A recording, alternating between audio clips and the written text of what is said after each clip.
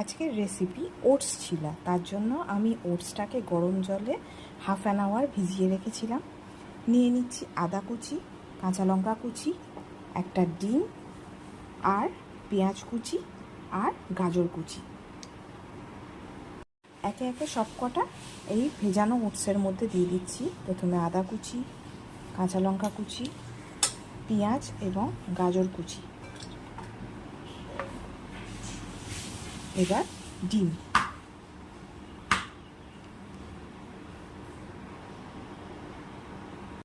দিয়ে দিচ্ছি এবার লবণ,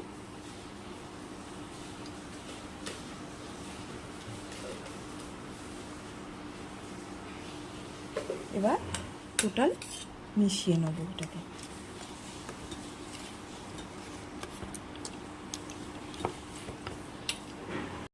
এবার এতে অল্প গোলমরিচ দেবো,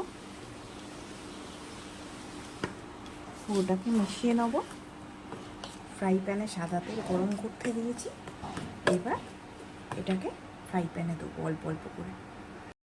তেল গরম হয়ে গেছে, এবার এতে 1 ল্যাডেল ব্যাটার দেবো। ব্যাটারটাকে এরকম স্প্রেড করে দেবো অল্প। এবার 2 পিঠ ভালো করে ভেজে নেব।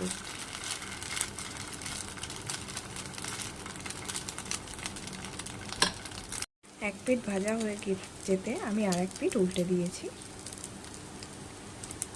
রেডি হয়ে গেছে ওটসের ছিলা বা ওটস প্যানকেক।